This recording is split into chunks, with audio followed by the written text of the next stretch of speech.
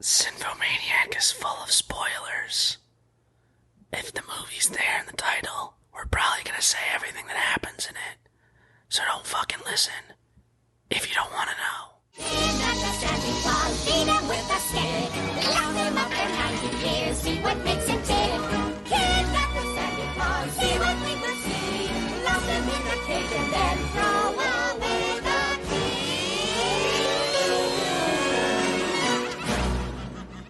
To me, the great hope is just people who normally wouldn't make movies are going to be making them, and suddenly one day some little fat girl in Ohio is going to be the new Mozart, and make a beautiful film with her little father's camera.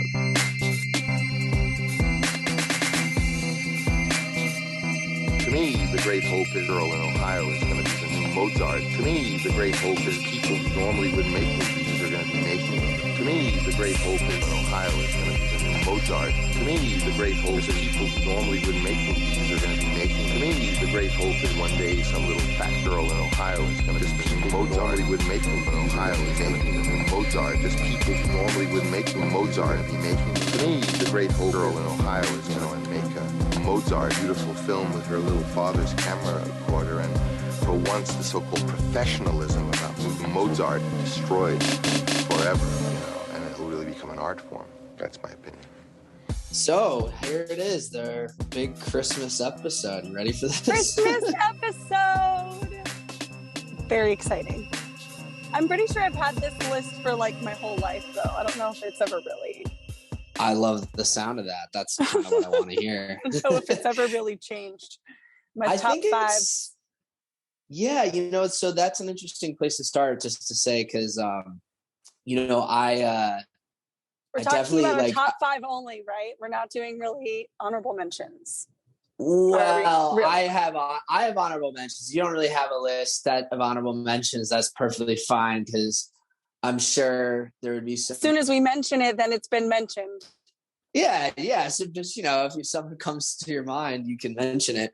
But we're going to do it the same format that we've done in the past with the summer episodes, meaning we'll start each give our number 5 first, then our number 4 first, then our number 3, then our number 2. And then after number 2, we'll go through the honorable mentions and then save number 1 for after that. That way there's maximum suspense about what's number 1. Also, if it comes, and I expect this will happen somewhere, if it comes up that let's say my number 5 is also on your list as number 2 or something. You could do one of two things. Either is fine. You can either say, this is that's actually was going to be my number 2, and then we can just talk about it when we talk about the 5, or you can say, you just kind of keep it to yourself and then reveal that was actually my number 2, the movie we already talked about. I don't have a preference. They both work to me functionally. I'll just play it by ear depending on the contact. That sounds fun. Yeah, it's just funny you mentioned that, because in some ways I've had this list too since the very beginning or forever. I mean, there's some movies on here that obviously go way back with me. But I've also took this as the opportunity to really think about the Christmas movie question and include, of course, some non-conventional things, and really think about movies that are more recent or movies that are more of adult things. So they're all in there. Okay, Dana, let's get into some Christmas time movies, because as this recording is Wednesday, December 22nd. Christmas Eve is Friday, Christmas is Saturday. Weekend Christmas is a little bit of a weird thing as far as I'm concerned, but here we are. Talk to me. My number 5 movie, meaning it's one that I definitely have to watch every Christmas just to kick off the season. It's a Wonderful Life. Definitely heartwarming, something to watch with some hot cocoa in your hand and feel grateful for everything you have at the end, for sure. Oh, It's a Wonderful Life. Now, It's a Wonderful Life. So, Dana, that's interesting. It's number 5. I don't know if I'm sure you're aware. This movie tends to be a lot of people's number 1s. I will say it's not even in my honorable mentions. I have a bone to pick with this movie. I'm not even going to try to get into it here, because I'm not trying to be Mr. Contrarian today on Christmas. I'm just saying It's a Wonderful Life. Not saying it's a bad movie. It's a classic for a reason. I get it. I love Jimmy Stewart. Frank Capra is a great filmmaker. There's a lot of things that I do like about the movie, I should say. I shouldn't say it's like, oh, I watch it, I like hate watch it. No, like there's things I like about it. The things I don't like about it just rub me the wrong way to the point where I can't really get into the movie is really where I'll leave it. Yeah. I think maybe next year we'll do the Grinch presents Why I Hate It's a Wonderful The Life Grinch episode. Presents. I love Because I'll be the ultimate, right? I'll do it next year. Okay, that's your number 5. So Dana's number 5 is It's a Wonderful Life. My number 5, It's a Wonderful Life, because it makes me feel grateful at the end. Okay. Yeah. When's the first time you saw it? I mean, like everyone probably. Oh my gosh, young, probably right? in diapers. Probably not even old enough to know what a television was. My grandparents had that movie on. Yeah, I'll say it's definitely a favorite it's like one of my dad's favorite movies, and no hate to him. That's not why I dislike it. It's just, other reasons I'm not getting into right now. Okay. So for my number 5, and it's actually shocking to me that this is number 5 on my list, because once upon a time it probably would have been number 1 or number 2. Even though my number 1 and number 2s kind of go as far back, or maybe number 3, I don't know. It's always been there for me. It's always been one of my absolute favorites. And the movie I'm talking about is A Year Without a Santa Claus. Are you familiar with A Year Without a Santa Claus? I've never even seen this movie. What? Okay. Have you ever heard of The Snow Miser and the Heat Miser?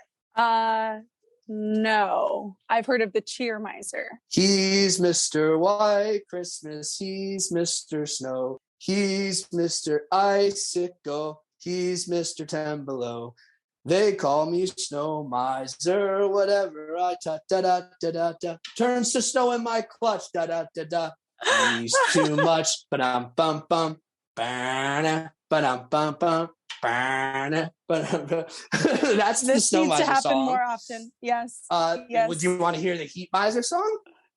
I mean, I think I need Okay. to know about the story for sure. Well, Tell me what is first thing you need to story about is the Snow Miser story. You have to hear the Heat Miser song first. He's Mr. Green Christmas. He's Mr. Sun. He's Mr. Fever, Heat Blister. He's Mr. 101. They call me Heat Miser. Whatever I touch, da-da-da-da. Melts in my clutch, da-da-da-da. I'm too much, da-da-da-da.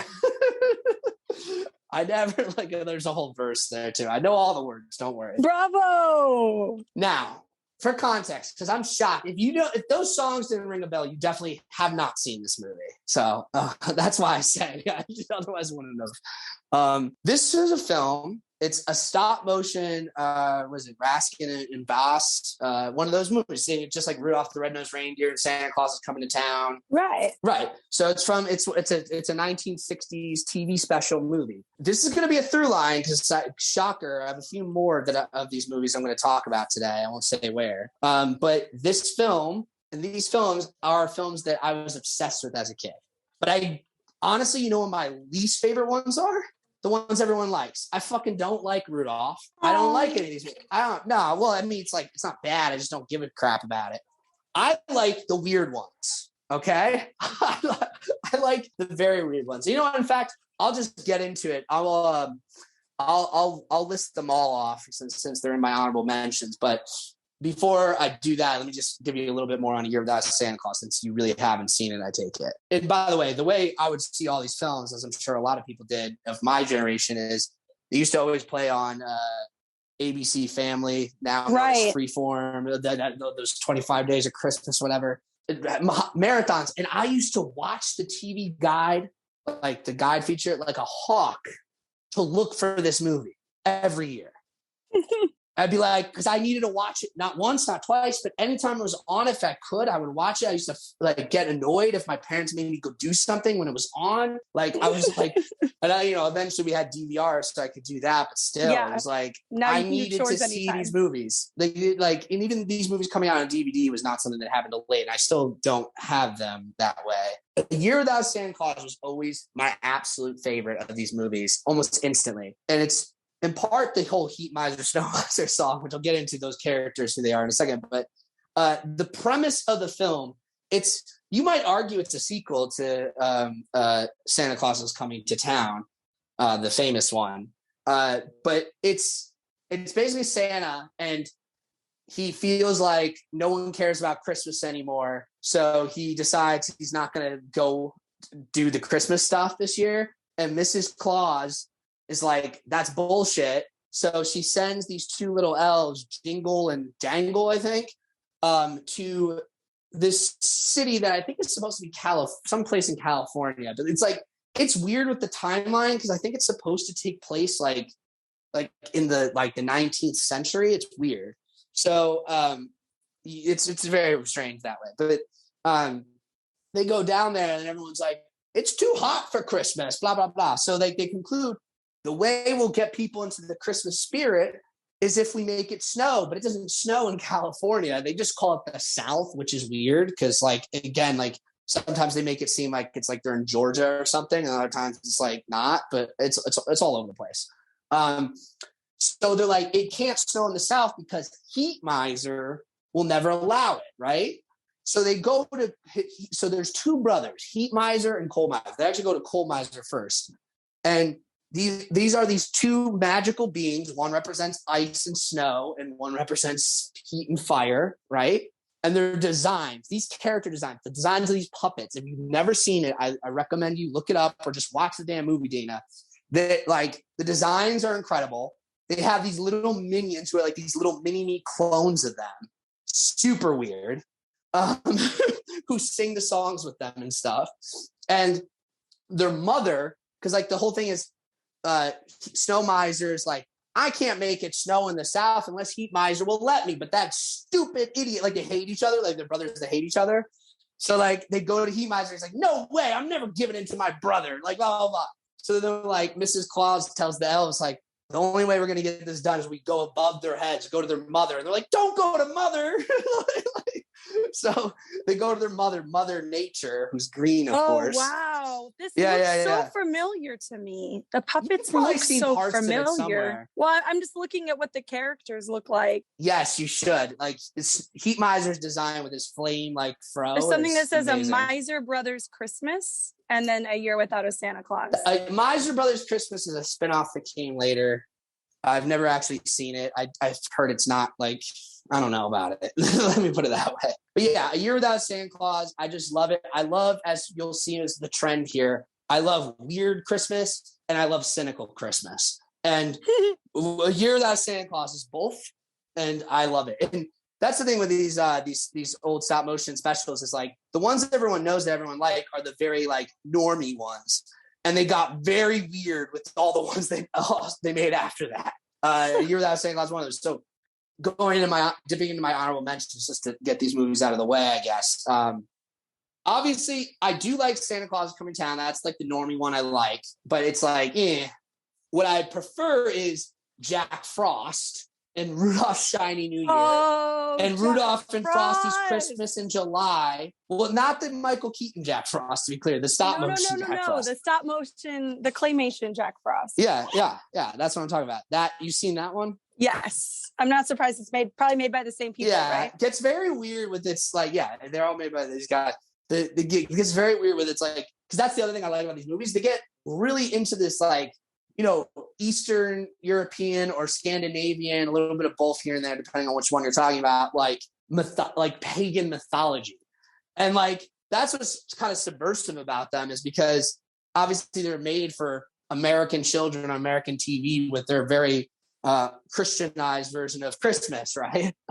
But no, these things harken back to old German and Norwegian and Danish and Russian kind of mythology of snow monsters and wizards and elves and shit. So it's like they get crazy. It's almost like, in fact, the most like Lord of the Rings and crazy ass one is called The Life and Adventures of Santa Claus, which is basically like an alternate Santa Claus is coming to town that's way more crazier. It's like the Legend of Zelda practically. Like he's like fighting these like weird monsters, and it's like, yeah, it's crazy. It's nuts. I'm down to see Santa fight some weird monsters. Then definitely look up The Life and Adventures of Santa Claus. It's a weird ass movie. Is it claymation? Rudolph's Shiny New Year. Yes. Rudolph's Shiny New Year is a great one just because it's like all these weird, it's like the whole weird sort of characters and misfits, and it's just like very strange. Jack Frost, of course, has got all the weird snow demons and shit. Rudolph and Frosty's Christmas in July. I mean, it's all in the title. Christmas in July, man. Come on. So yeah, I love that stuff. But okay, I think that covers my stop motion stuff. Well, not exclusively, but that TV special stop motion stuff. So my number 5, A Year Without Santa Claus. Let's move on to number 4. Dana, what's your number 4? My number 4, talked about extensively, so I'm just going to mention it, is Home Alone. Ooh, okay. Have to watch it. It is in my top 5. I placed it at number 4 because I do love it, but I love just a little bit more. Okay. Yeah, we don't need to talk anymore about Home Alone, but for all of my failings on Home Alone, please refer to our last podcast. Yes. I definitely ripped some weird holes into the fabric put on of our Home swimming Alone's reality. caps and take a deep dive. I will say, I rewatched Home Alone 2 the other night with my brother, and Lost in New York, great one. I mean, I talked a little bit about it on our Home Alone pod, so I don't need to say any more about that. But just got a lot of enjoyment. There's some other weird things that I'd forgotten about that I noticed, and whatever. I'll save that for a future pod, I guess. Okay, my number 4, and this is one, like, again, everything in my top 5 is like shifted orders many times before I settled on it. So this could have been number 1, it could have been number 2, it could have been number 3. But my number 4 is, keeping with the theme of subversive and or cynical, is Bad Santa. What? Bad Why Santa am I not is surprised? Bad Santa. Tell me you don't love Bad Santa. Come on. It is very fun. It is fun. Yeah. Dude, the little kid in Bad Santa with his sandwiches. Billy Bob Thornton's whole performance, like, oh my God, Bernie Mac, the late great Bernie Mac, got in there. What's it? The name of the woman, the mom from Gilmore Girls. Gilmore Girls. I'm forgetting the actress's name. Something Graham. Lori. Ashley Graham. Lauren Graham. Whatever it is. Apologies. Yeah, great cast, great premise. I mean, I feel like everyone knows Bad Santa at this point, but if you don't, I guess I'll just say Billy Bob Thornton plays a mall Santa. Lauren Graham. Yes. Okay, I got it. Lauren Graham. Yeah, she's great in it. As the lady who wants to fuck Santa. That's great. Yes. Oh my God, so many great scenes. But I just love the whole idea of, like, it's this mall Santa who's actually a thief, and he uses like the being Santa Claus with his friend who's plays an elf who's a little person to rob department stores on Christmas. And he's just a degenerate, drunk, philandering, like sticks it in everything that moves guy. And he basically doesn't change except for he ends up like staying in this rich kid's house whose father's in jail and who lives with his like senile grandmother, and he's like a fat kid who gets bullied, and Billy Bob Thornton is not nice to him at all, but eventually he's just like, oh Jesus, kid, like what the hell's the matter with you, enough times that he starts helping him a little bit. And, he's so helpless. You just like, but then in the end, obviously this movie is kind of heartwarming in that aspect. No, it is. That's the thing. I think it fits the whole general spirit of Christmas, but that's why I could forgive it, is because it's got enough of that cynical, subversive energy that it never betrays that. So it feels like it sticks by its principle. It's an R-rated fucking comedy for Christmas. And it's the best of those. I have a few other Christmas comedies on my honorable mentions.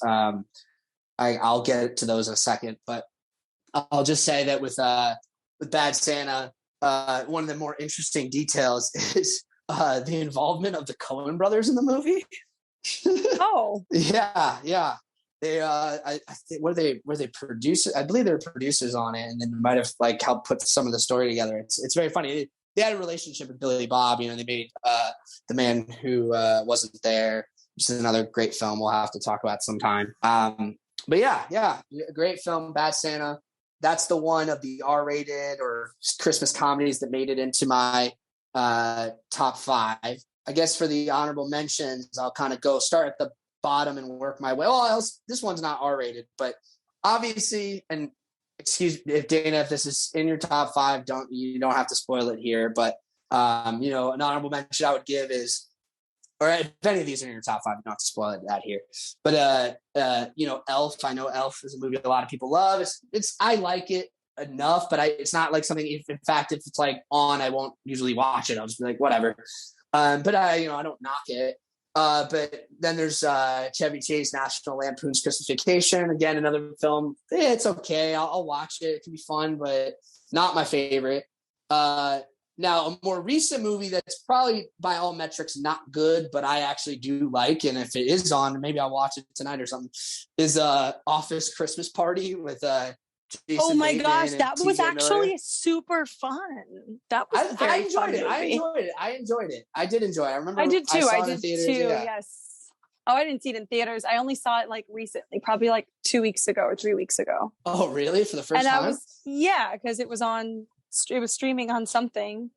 And I was like, sure, I'll just throw this on while I'm doing whatever Christmas wrapping or whatever I was doing. And it was very funny. So yeah, shout out. Honorable mention, but not on my list. Yeah, I enjoy that one.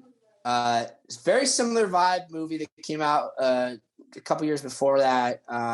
It's hard to know. I think I like this one better, though. Maybe if I rewatched This Christmas Party, I watched them back and back, I would change my mind. Is the Night Before, the one with Joseph Gordon-Levitt, Seth Rogen, and Anthony Mackie. You've seen that one? Oh, I think I have seen that one. And it's all about trying to get to this really cool Christmas party, right? This like mythical Christmas party.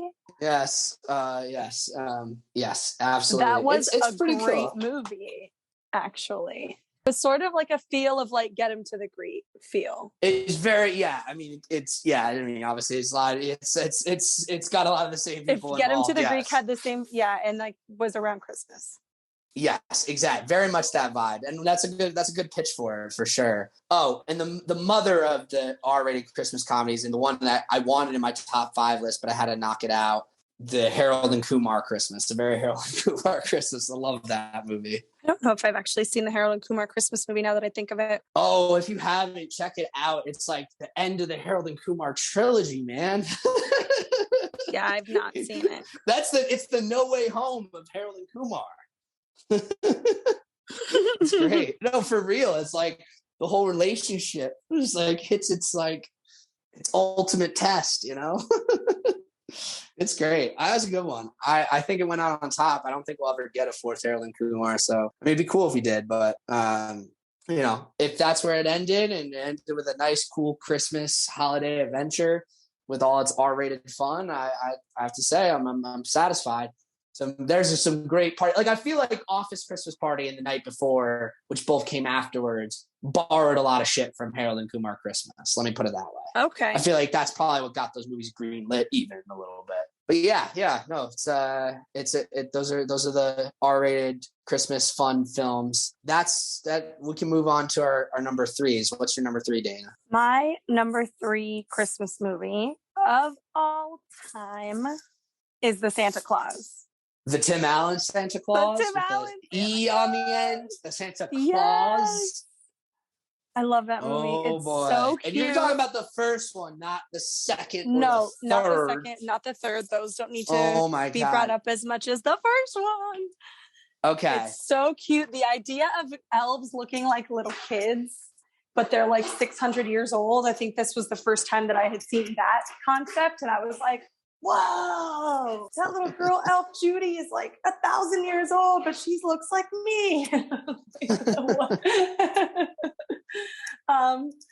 Definitely reminiscent of wonderful times at Christmas, and always makes me crave a mug of hot chocolate, shaken not stirred. Well, that's very nice. I like those memories. Personally, I don't like these Santa Claus movies. I mean, I definitely don't like the second and third.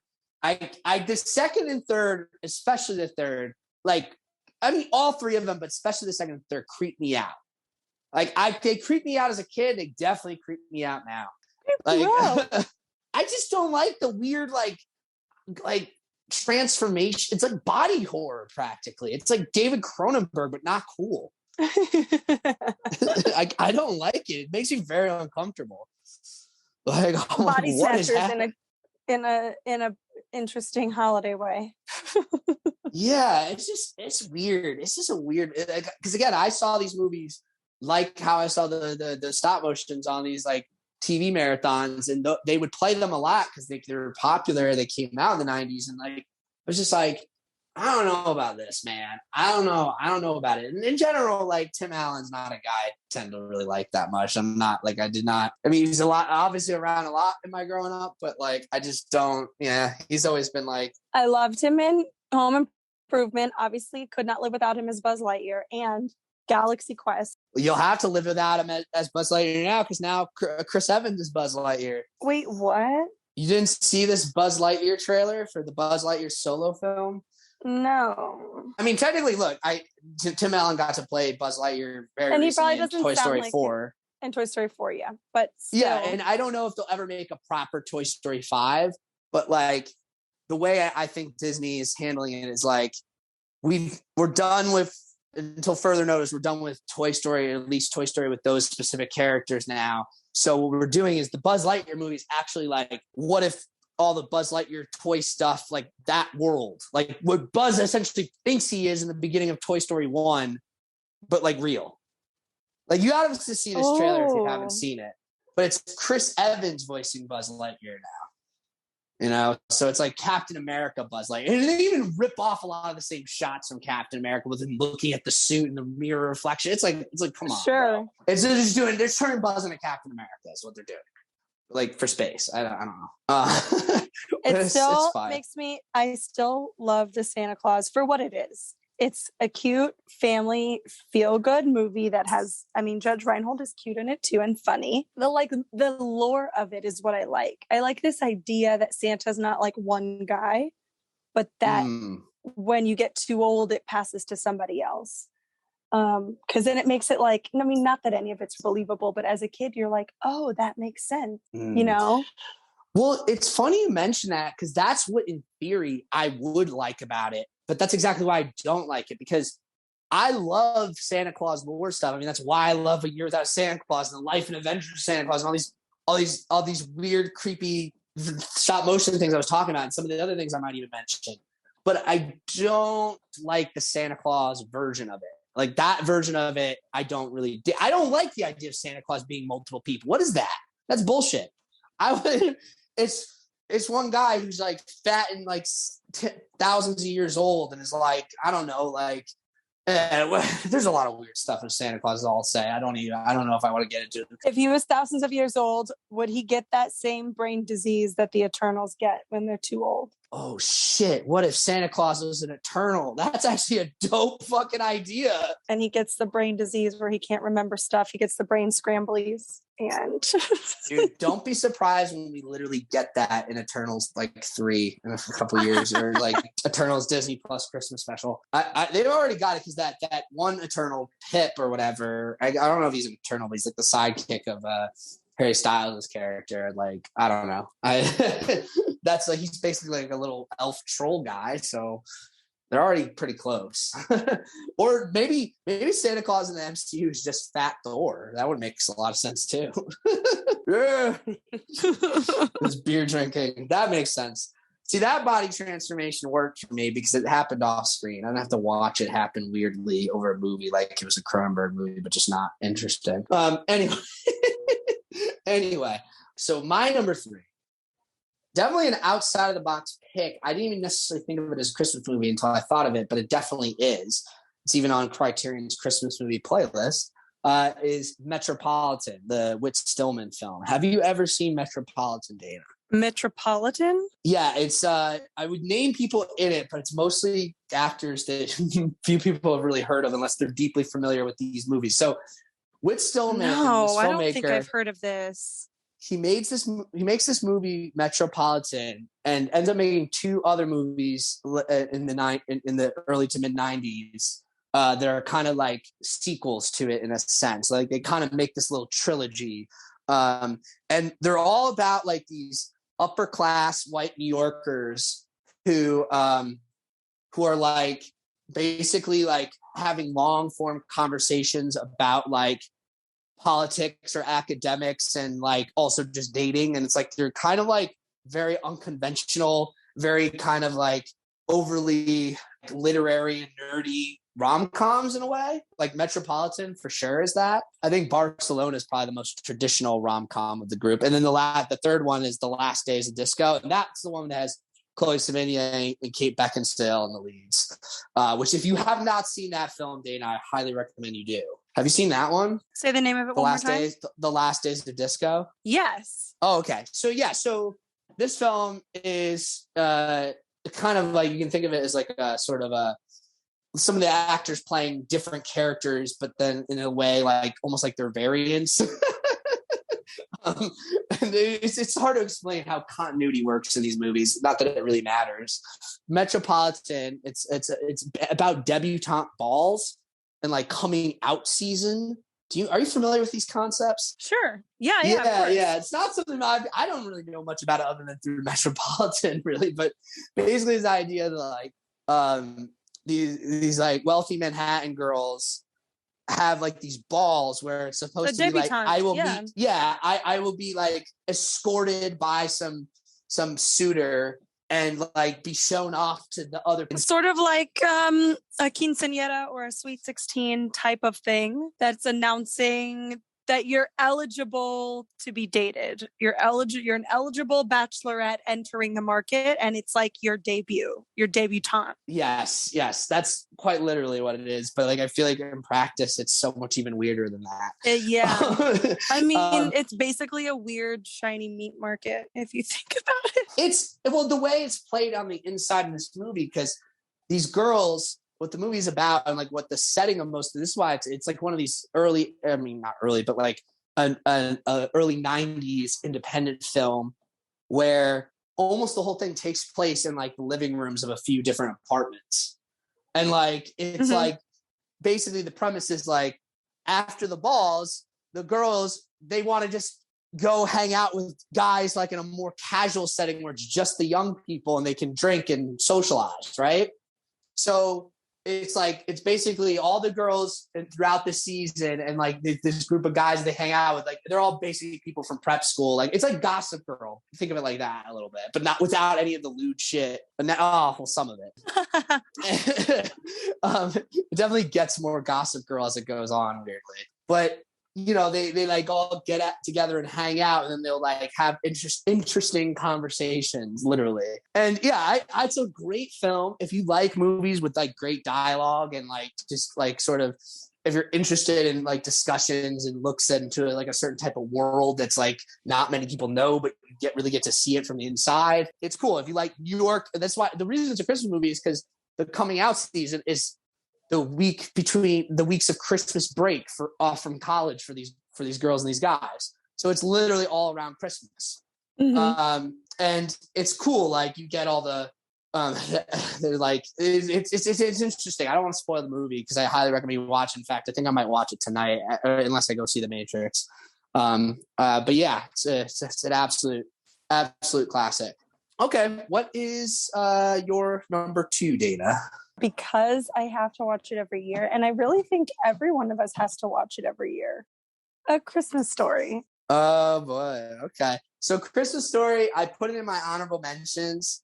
I'll let you talk about it, but it's a movie obviously I respect, I like, I've enjoyed, but it's just never been that movie for me because like I'm like, why would I watch this when I can watch Home Alone? It's kind of my thing. But yeah, go ahead. Talk to The me inner about Christmas monologue Story. voice always gets me. It's always really funny. Also, when he has to be so bundled up to go outside, there's just so many like little funny moments. Yeah, that's a And good I visual. think if you were raised by American parents, you identify with a lot of these situations, parenting situations. I mean, You'll shoot your eye out. you'll shoot your eye out. I mean, I did have to put soap in my mouth at least twice when I said curse words. Oh boy. I don't know if that's past anyone else's generation, but I definitely. No, I had that happen to me, but I wasn't trying to trauma post today. it was twice I had soap in my mouth. Twice, but you got just off like, easy. oh yeah, well, I didn't curse very much, Marcus. Oh, okay. But when I did, I got caught, and it was twice. I think that there's a lot of like nostalgic moments in this movie for sure. I do get a little annoyed at the repetitive. I can only watch it like once or twice. I don't necessarily leave it on a loop like some people like to around the holidays, but I must watch it. It is a must watch for me on Christmas Day. Usually, breakfast or lunch is with watching one of these with this movie in the early day. Okay. That's what I'll be doing. It definitely does. Look, again, it's on my honorable mentions. I would never knock it. I think the thing though that I like most of the movie, shocker, is the leg lamp. That's really the thing I remember most, and I definitely was like. Okay, so for real talk, my stepdad he wanted a life-size exact replica, and he has one with the crate. God. And he puts it in the front window of the house. I'll send you a picture because I made sure to take one for you. Okay, yeah. Any other thoughts on A Christmas Story? I mean, I think that there's a lot of truths that we can all identify with. Multiple levels. For instance, every family's got one picky eater, right? Oh, for sure. That's me. Well, actually, it's my brother. It's everybody in my family. My sister, we're all like that in different ways. No, that's funny. Yeah. So, okay. That brings us to my number two. And my number two, it easily could have been my number one. In fact, I'm almost regretting it now, and I almost want to make it my number one. But I feel like, just screw it. I'll keep it at number two. Is The Nightmare Before Christmas. Yes. The Nightmare Before Christmas. Oh, by the way, because I really sometimes want to kick people in the face when they have this debate. But like, there's like this whole thing that's been around where people are like, it's not a Christmas movie, it's a Halloween movie, or slash like, is it a Christmas movie or is it a Halloween movie? And let me tell you right now, it's if you want to do the it's both thing, fine. But if you want to say it's one, it's a fucking Christmas movie. I don't know what kind of planet you people are on. Okay, yeah, like the whole point. He discovers Christmas Town. Yeah, it's like so it's that's like the whole movie. Yeah.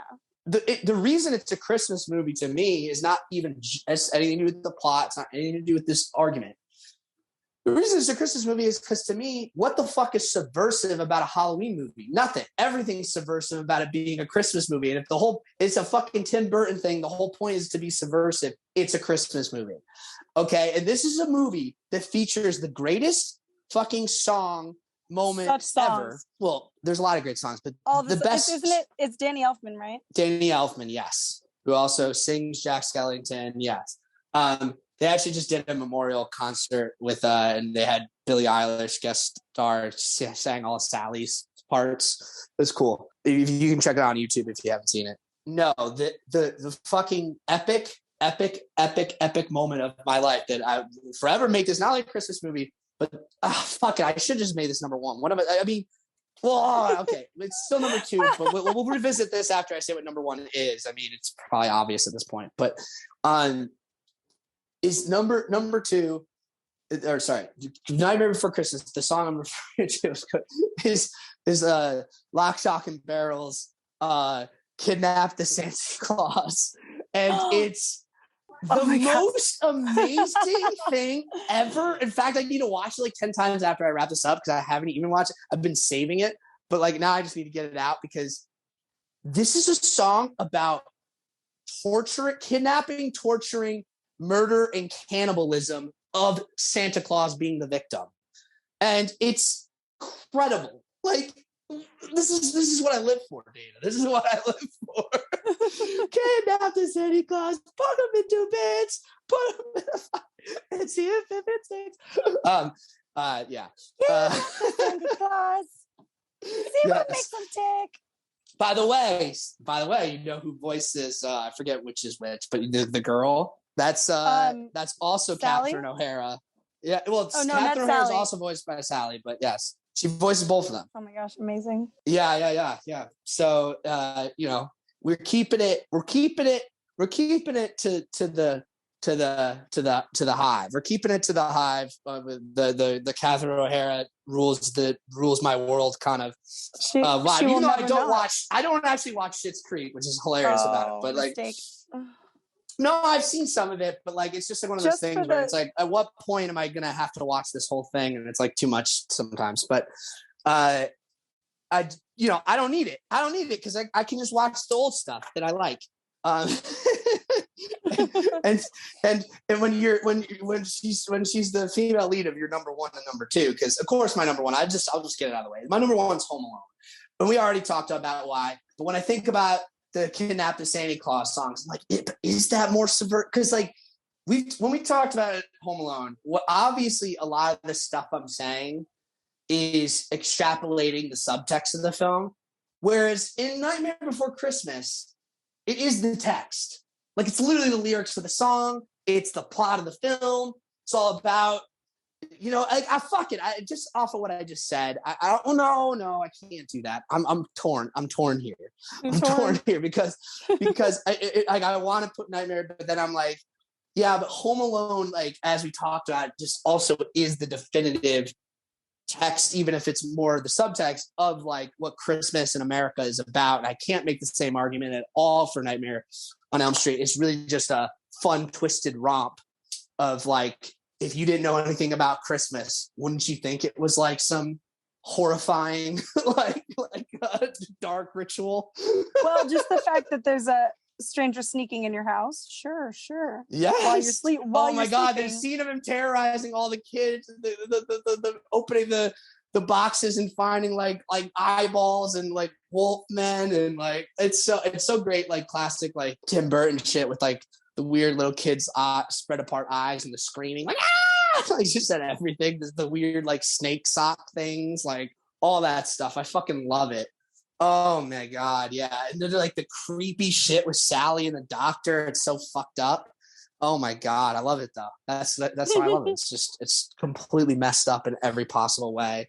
Her arms falling off all the time, the weird bugs. The fact that the Oogie Boogie Man, his entire thing, like, oh my God, it's so twisted. I love it. Okay.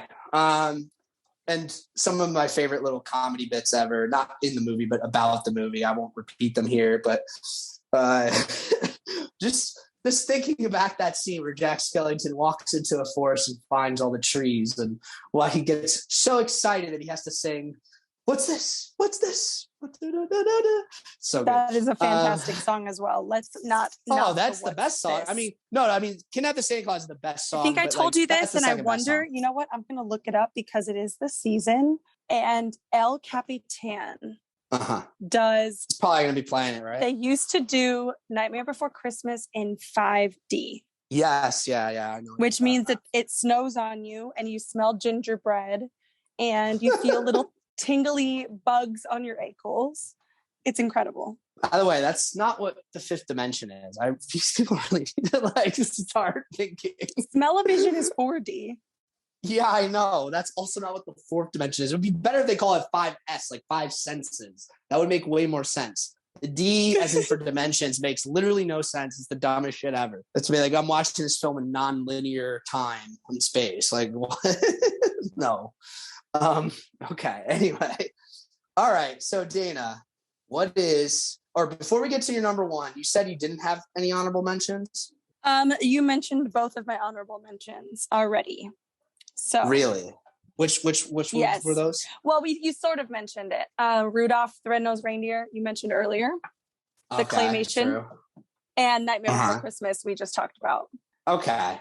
So let me. Those are my basically my Yeah. 2 honorable mentions. Yeah. I bet some of these other movies you would sign off as honorable mentions of your own, but I'm just going to go through them. I've listed a few already, but like I'm going to name the rest of them because they're all interesting. So starting at the very bottom, as in like the least essential, but like even a movie I arguably don't even like, but I feel like I like more now just because it's so weird and like what era this was. I'll Be Home for Christmas with Jonathan Taylor Thomas. Stop. And yes, oh my God, Jessica Biel. Yeah, that's a weird one. I'm not going to yeah. argue with you on that. No, I love it though. I love its weirdness. It's like, what was this idea of like teen heartthrob Santa stuff? Like what? And like just like, hey, I gotta get home for Christmas to get laid. Like so, anyway, another absolute classic, probably more loved one is Muppet Christmas Carol. Muppet Christmas Carol. That is the one where the Muppets do a Christmas Carol. Yeah, but I guess it's all in the title. Because Michael Caine is like serious in it. I'm like, I think I was scared by that movie when I was a kid. Oh, okay. I was like, I can understand that. Yeah, like why is it scary if there's Muppets in it? So it's cute to me, but like honestly, I can go if I not watch it and skip that movie. That's fine by me. I don't need to watch I know. Christmas. I could skip. I can and would do skip most of these movies, but you know, I can't skip top 5. My top 5. No, of course not. That's the whole point. Yeah. You mentioned A Christmas Story, so we don't need to talk about that. Here's another one that's like kind of like it's not nearly as good of a movie. I mean, that's the grossest understatement. It's not a good movie, I don't think, but it's definitely gets to the heart of like consumerist obsessions of Christmas and was a big movie when I was growing up. Is Jingle All the Way. Yes, I knew you were gonna say it. Yeah, but you know, I'll tell you why this movie doesn't rank higher for me, other than just like the awkwardness of watching Arnold. Is like these movies drove me nuts as a kid because they hit too close for home. Because I would just be like, "What the fuck, man?" Every year I'd get pissed off about something I didn't get. So I'd just be like, "What is wrong? Why can't I?" Now it's like come full circle. I still can't get a goddamn PS5 because they're sold out everywhere. So it's yep, right back. Nothing. Some things don't change. We talked about Elvis Christmas Friday before. Now, we covered this movie 2 weeks ago. That episode hasn't gone up yet, but I argued it as a Christmas movie then, and I'm talking about The Night of the Hunter. So I'll leave that. You'll get The Night of the Hunter pod sometime in the next 2-3 weeks if you're listening to this. It's interesting because it's been playing on TV lately, too. I can't remember what channel, but I was at home in Texas with my family, and my mom goes, "Oh, look, Night of the Hunter. You were just talking about this movie." Yeah. Well, I argued it was a Christmas movie then, so I still think it is. Now, mention these other animated.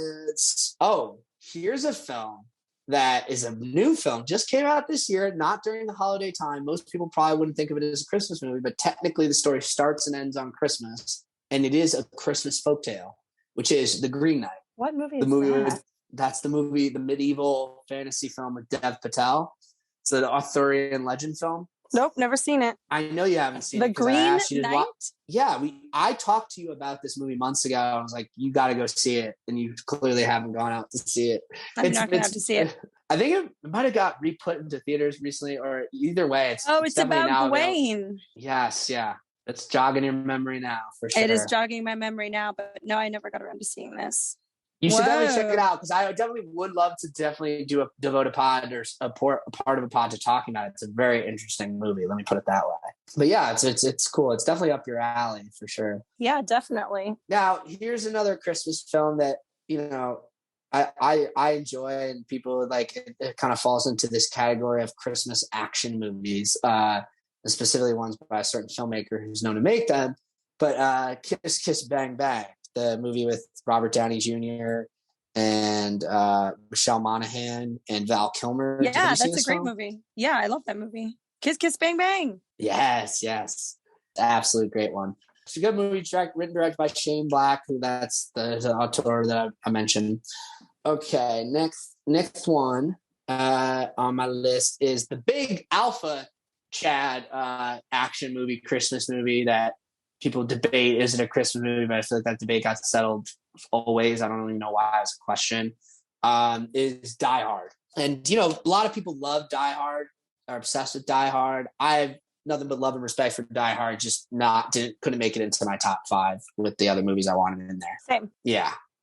So here's a one that is not conventionally thought as a Christmas movie, even by me, but then I thought about it. I was like, wait, it is a Christmas movie. It's set around Christmas. You see Christmas lights and Christmas trees throughout it.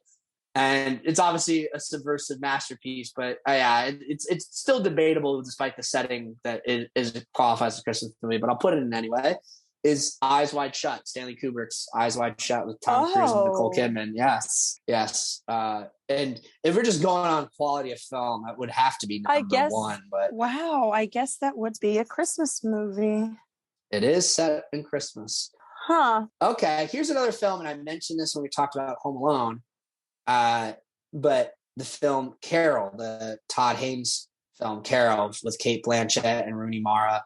I explained the plot of Carol to you and to our audience on that Home Alone episode, so I won't belabor it here. But if you want to get the vibe of like this mid-century Christmas and the sort of almost like melancholy that can be around it, especially if you're a desperate housewife who's closeted, Carol's the movie for you. Yeah.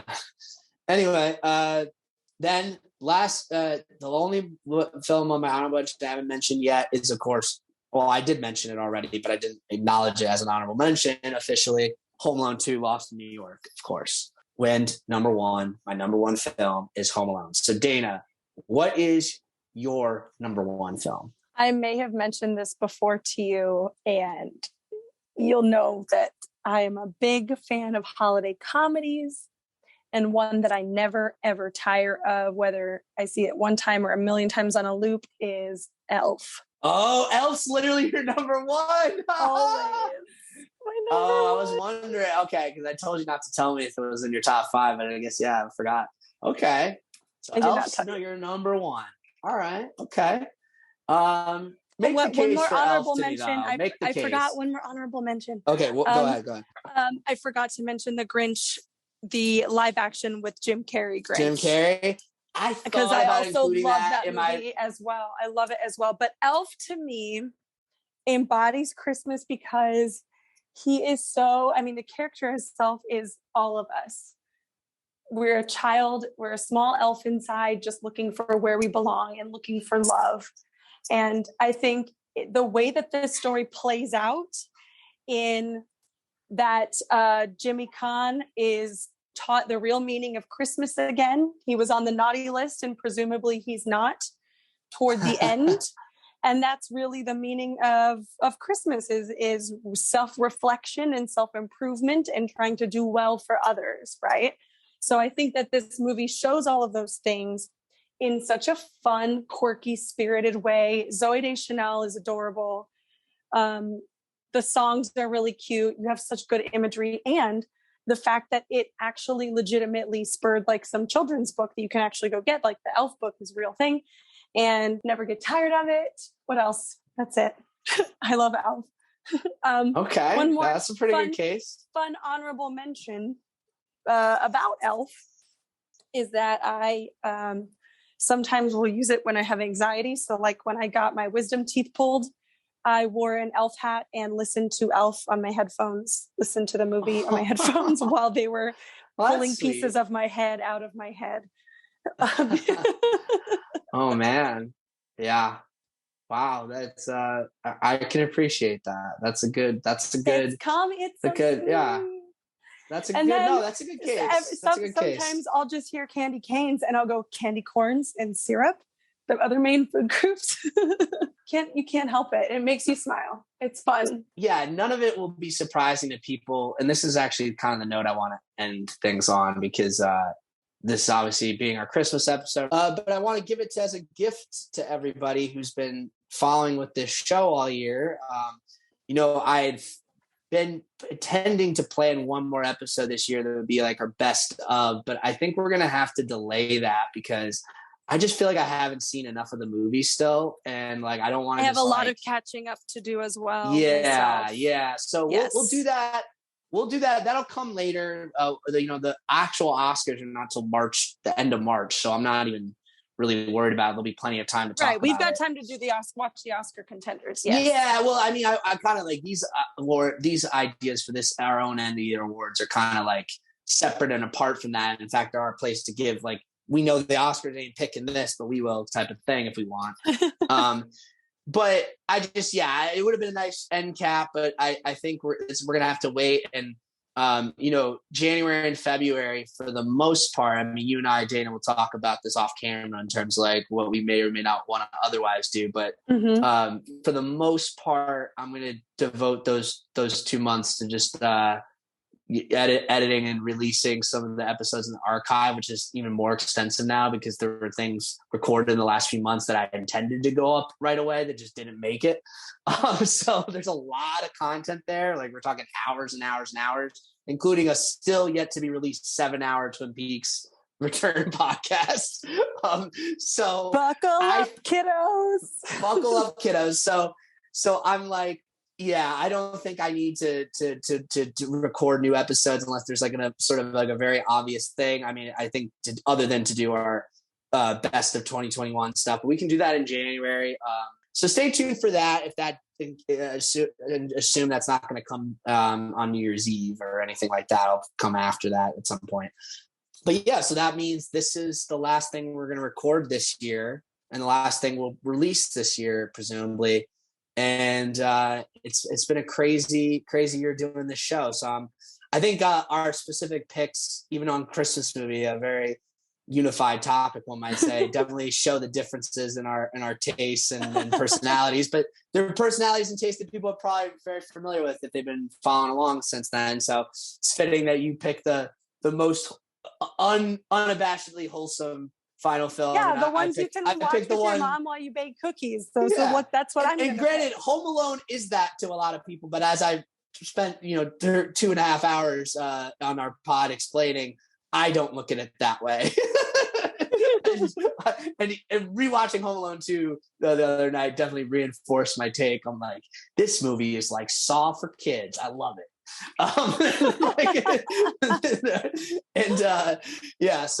So that's that. And it's funny you mentioned the Jim Carrey Grinch. That I was thinking about putting that honorable mentions, but I have some issues with that movie that I don't know if I wanted to get into, so I kind of left it off. But I think that'll do. So Dana, any last closing words for everybody before we go here? Everyone gets to watch a movie with the people that they love, and hopefully it's a Christmas movie and you enjoy yourself. Merry Christmas. Merry Christmas and a happy holiday and a happy new year to all the Cinphomaniacs out there. Thank you for being with us. It means the world to me. Me too. I have so much fun with this, and I hope everyone stays healthy and happy and safe. Absolutely. All right. And to all, what's that said? And to all a good night. And to all a good night. Merry Christmas to all. Thank you so much. He's Mr. White Christmas. He's Mr. Snow. He's Mr. Icicle. He's Mr. Tenderloin. Friends call me Snow Miser. Whatever I touch turns to snow in my clutch. He's too much.